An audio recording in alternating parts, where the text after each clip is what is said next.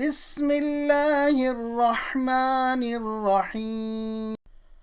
या अय्युहल्लज़ीन आमनू ला तत्तबिउ खुतुवातिश्शैतान वमन यत्तबिअ खुतुवातिश्शैतान फ़इन्नहु यअमुरु बिलफ़हशाइ वल्मुनकर वलौला फ़ज़्लुल्लाहि अलैकुम वरहमतुहु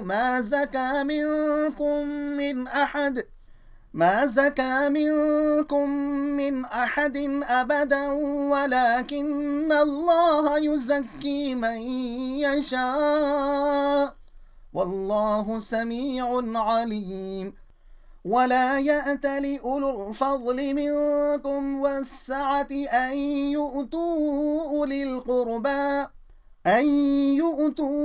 أولي القربى والمساكين والمهاجرين في سبيل الله وليعفوا وليصفحوا ألا تحبون أن يغفر الله لكم والله غفور رحيم إن الذين يرمون المحصنات الغافلات المؤمنات لعنوا في الدنيا والآخرة ولهم عذاب عظيم يوم تشهد عليهم ألسنتهم وأيديهم وأرجلهم بما كانوا يعملون يومئذ يوفيهم الله دينهم الحق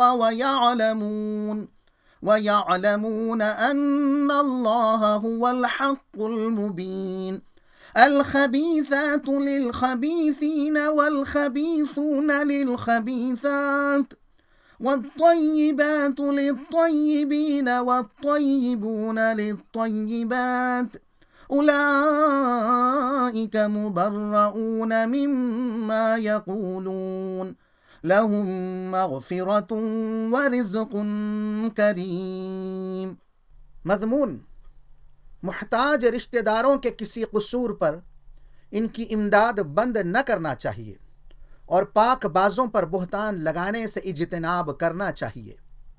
मतलब, अहले फ़ज़ल और साहिब हैसियत लोग इस बात की कसम न खा बैठें कि वो अपने रिश्तेदारों, मुहताजों और मुहाजिरों की फ़ी सबीलिल्लाह मदद न करेंगे। अगर इनसे कुछ कसूर हो जाए तो उनको माफ़ कर दें। क्या तुम नहीं चाहते कि अल्लाह तुम्हें माफ़ फरमा दे? जो लोग पाक दामन और बेखबर औरतों पर तोहमतें लगाते हैं, इन पर दुनिया और आखिरत में लानत और सख्त अज़ाब होगा।